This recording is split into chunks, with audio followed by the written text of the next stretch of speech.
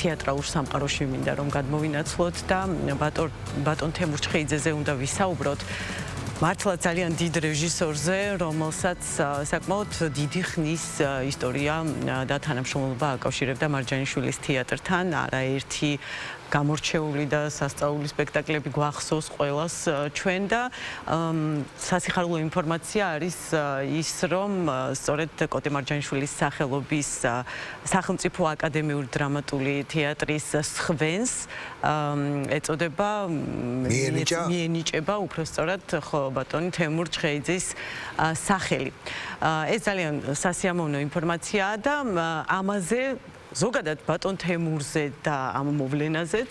უკეთ და ძალიან კარგად ისაუბრებს, რა თქმა უნდა, მისი კოლეგა, მეგობარი, ხო, ადამიანი, რომელიც მასთან ერთად წლების მანძილზე მუშაობდა და ბატონი ალიკო მახარობლიშვილი მინდა სიამოვნებით წარმოგიდგინოთ. ძალიან დიდი მადლობა, რომ ჩვენთან ხართ პირველ რიგში დილიდან. მადლობა თქვენ, რომ ასეთ თემაზე სალაპარაკოთ მომიწვიეთ. ნამდვილად ძალიან სასიამოვნო თემაა და პირველ რიგში ალბათ მოდით აი ამ გადაწყვეტილებაზე ვთქვათ ერთი-ორი სიტყვა ხო რომ სხვენს რაც შეეხება გადაწყვეტილებას აი სხვენზე სახელის მინიჭების და შესახებ დარწმუნებული ვარ ნამდვილად ვიცი როგორც ახლა მე თქვენ გიყურებთ თემური ცოცხალი რომ ყოფილიყო დღეს ფეხებს დააბაკუნებდა არავითარ შემთხვევაში, იმიტომ რომ თავმდაბალი ადამიანი ბევრი მინახავს, მაგრამ თემურისნაირი თავმდაბალი ადამიანი ძალიან ცოტა იყო და ის ამით კი არ სარგებლობდა და მართლა ხასკებმე თავმდაბალი ვარ, არა, ნამდვილად ეგეთი იყო. და ვიცი რომ რაც მაქსიმალურად შეეცდებოდა წინამდებობა გაეწია ამ ამბისთვის. მე კი პირიქით დღეს ძალიან გახარებული ვარ, რომ მის სახელად დარჩება თუნდაც ის პატარა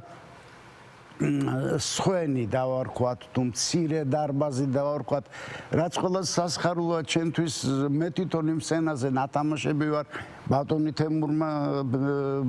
თემური ღებულობდა მონაწილეობას ამ სპექტაკლის დადგმაში მაშინ ის პერიოდი იყო რაღაც 2-3 კაციან სპექტაკლებს აკეთებდა ხოლმე ბატონი თემური და ნუ მე ვიყავი ნანი ჩიქვინიძე იყო გია ბურჯანაძე შემოგვიერთ და შემდეგ და ესეთი პატარ-პატარა სპექტაკლები მაგრამ იმდენად საინტერესო და კარგი რომ წლები ვთამაშობდით ამ სპექტაკლს ასე რომ ძალიან ბედნიერი ვარ რომ დღეს AMT-ს დაერქმევა ბატონი თემურის სახელობის ბატონო ალეკო მცირე თეატრი მე ასე ვიტყოდი თქვენ ღებულობდით მონაწილეობას ბატონი თემურის მიერ ბოლო პერიოდში დადგმულ ფაქტიურად ყველა სპექტაკლში ასე იყო და ძალიან ბედნიერი ვარ ითქვას რომ თქვენ ერთ-ერთი მისი გამორჩეული ნებიერა საყვარელი მსახიობი ბრძანდებოდით გარდა საყვარელი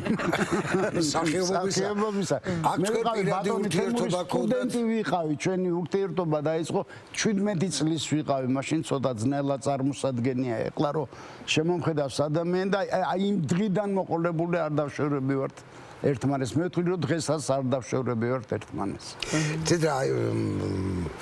ძალიან გვაინტერესებს თქვენი პირადი ურთიერთობები სცენის მიღმა. როგორი მეგობარი იყო, შესანიშნავი მეგობარი იყო, მაგრამ თემურის ჰქონდა თვითონ ისეთი თვისება, იცით, მე მეგონა რომ მარტო ჩემი მეგობარია და მარტო მე ვარ მისი მეგობარი. ბატონ თემურს ყავდა უამრავი მეგობარი, რომლებიც ზუსტად იმ პრეტენზიით ცხოვრობდნენ რომ მე რო ვიცნობ ბატონ თემურს ასე ვინიცნობს ყველას იმიტომ რომ თემური იყო თვითონ ესეთი მართლა ესეთი იყო მართლა ძვირფასი იყო მისთვის სხვა ადამიანები და ასე ცხოვრობდა ის კაცი ყველა თავისიანად თვლიდა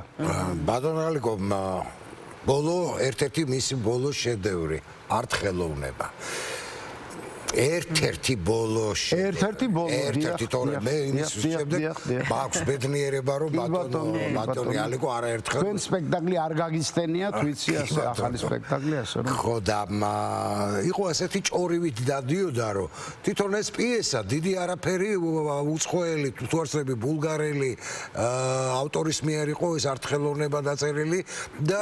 სადღაც ახლოს ხართ მაგრამ ფრანგი იყო ბოდიში გაცრავად ხო და მაინც ძალიან დიდი ყურადღება არ მიუქცევია, დიდი მოწონება არ მიუყრია თქვენი მიშასი და ეხლა შევსწრები აგიხსნათ რა ხდებოდა ვინაიდან პიესაზეა მაინც ლაპარაკი შევსწრები მოკლედ ჩამოაყალიბო სათქმელი იმიტომ რომ დრო ალბათ ცოტა გვაქვს ეს დრამატურგი გახდათ იასმინა რეზა ეს იყო მოკლედ რო ვთქვათ ცოტა უცნაური ამბავია თავისთავად კაცი გახდათ ფიზიკურად კაცი გახდათ რატომღაც შუა ცხოვრების პერიოდში გადაწყვიტა გაეკეთებინა ოპერაცია და გამკვდარიყო ქალი აი ამ ქალის და კაცის ნაჯვარის გაკეთებული ის არის სცენარი დაწერილი და ეს რომ გავიგეთ თქვენზე ანუ არ მოგეწონათ ეს პიესა ეთყობა რაღაცა იყო ამ დაგვარი მაშინ ჩვენ ცოტა ხო რაღაც რა ვიცი მოკლედ მიშა და ზურად საკმაოდ წინამდებები წავიდნენ ამის რომ რა არის ეს რა პიესა რატომ უნდა ვითამაშოთ ეს და დაწერილიც ისეთნაირად იყო თითქოს შინაარსი არ ქონდა თითქოს და ყოველი ფრაზა ჩვენ თვითონ უნდა მოგვეგონებინა მაგრამ ეს ასე არ იყო და მახსოვს ძალიან კარგად როცა ბატონმა თემურმა დაიწყო ამაზე მუშაობა კი წუწუნებდნენ ბიჭები და 2 კვირა მაცალეთო 2 კვირაო სულო დავიწყოთ მუშაობაო და თუ არ გამოვა ეს ამბავი და აღარ მოგეწონებათ გავანებოთო თავიო მაგრამ გარწმუნებთო ეს სიტყვები ეხლაც მახსოვს ისეთი ბომბი არისო ჩადებული ამ პიესაში რო თქვენ აზიარა ხართო და აღმოჩნდა მართლაც 2 კვირის მერე რო დავიწყეთ და უკვე ვეხვეწებოდით არ გავჩერდეთ გავაგზელოთ რაღაცა საათ არის სპექტაკლი რაღა უნდა გავაგზელოთ მორჩა მოდით და ითამაშეთ სამივე ერთ ჭკუაზე დადექით მოკლედ კი და მივედის და ვითამაშე და ვთამაშობდით დაახლოებით 25 წელი ამ სპექტაკლს და შევაბერდით ერთმანეს ტკბილად მეთქი მაინცა და მაინც ვერ ვიტყვი მაგრამ ფაქტია რომ შევაბერდით და თამაშობდით ძალიან დიდი სიამოვნებით არა საოცარი სპექტაკლი იყო მე მგონი ამაში ამ სპექტაკლის შემდეგ აი მოსიარული ფრაზები რო არის ხომ მეგო ფრაზები დადიოდა სპექტაკლი და ნაწყვეტები ჩვენი ფრაზებით ლაპარაკობდნენ ეს დიდი ამბავი იყო რა და ჩვენ ახლა შეგვიძლია ჩვენმა ჟურნალისტმა როგორც ვიცი ინტერვიუ ჩაწერა ბატონ ზურასთან ზურაკიფშიძესთან და შეგვიძლია ახლა ვნახოთ აბა ვნახოთ ინტერვიუ შეიძლება ძალიან ბევრი თემურჩხეიძეზე ლაპარაკი და არის კიდეც საჭირო ალბათ მაგრამ თან იმდენად შენია იმდენად რაღაც პირადია გესმით რომ აი რა უნდა ისაუბრო ადამიანზე რომელიც ასე გიყვარს და ასე აფასება ცოტა რთულია თუმანიშვილის შემდეგ ძალიან დიდი პაუზა მქონდა ასე თქვათ ჩემი საქმიანობაში და უცბად გამოჩნდა ეს ადამიანი რომელიც ძალიან მიყვარდა ვიცნობდი მუშაობდით ტელე დადგმებში და ასე შემდეგ მაგრამ აი სცენაზე თეატრში ისე მოხდა რომ მე და ნინო ბურდული მიგვიწვია მარჯანიშვილის თეატრში და სტრენბერგის მამა გავაკეთეთ. ფაქტიურად გამოცოს ხლა და ამას მე რაღაც ბუნებრივად მოყვა ალიკო მახარობლიშვილი მე მიშიკო და გავაკეთეთ არტი რომელიც 22 წელი გადიოდა. Ukurda კიდეს და ცოტა წუხდა რომ რა ამბავია ამდენი ხანის სპექტაკლი ნუ ხარ ბატონ თემურ ხალხს მოწონს უყვარს დადის და ჩვენც სიამოვნებას ვებულობთ ასე თქვა მისი სახელობის აუცილებლად რაღაც ადგილი უნდა გამოჩნდეს როგორც სამეფო თეატრში ძალიან ბევრი სერიოზული რამ გააკეთა და ისეთი გადასარევი მოწაფეები ყავს ასევე იმ თეატრში რომელშიც ამდენი ხანი მუშაობდა უნდა იყოს ერთი ადგილი ბედნიერები ვართ რომ გვახსოვს ჩვენ კი გვახსოვს სხვასაც რო ახსოვს ეს ძალიან კარგია ბატონო ალიკო სამწუხაროდ მიშიკო აღარ აქვს უკვე ბიშაგომეაშვილი და თელი სული და გული წაიღო იმ კაცმა დღეს სოცხალი რო ყოფილიყო კიდევ ვითამაშებდით ამ სპექტაკლს არა მგონია მარტო იმიტომ რომ შეძლებთ ჩვენ შევძლებდით გვეთამაშა მაგრამ ხა ასაკს აქვს თავისი დრო მომენტი იქ არის ლაპარაკი როდესაც ეს გავიდა 25 წელი დაახლოებით, ხო, ცოტათი მეტი. მაშინ ვიყავი მე დასანიშნი ბიჭი. ასე თქვა, 40 წლისები ვიყავით, რო ვითამაშე და რო დავამთავრე თანსპეტლებს თამაში უკვე 70-ს გადავწვდი და აღარ გამოდიოდა არა ფიზიკურად. ასაკს ნოიტყვით. დედაჩემზე ვლაპარაკობდი, რომელიც კიდე გათხოვება უნდა დედაჩემს, რაღა დროს დედაჩემის გათხოვება, კაცო და რაღაცა. იყო რაღაცები, რაც უნდა გადაგვეკეთებინა საერთოდ და ნელ-ნელა დაიშალა ეს სიტუაცია და ბატონო ალგო, როდესაც მიდიოდა ხოლმე კამათი, მოგახსენებათ ბატონი თემური მაშინ გამოჩნდა საქართველოს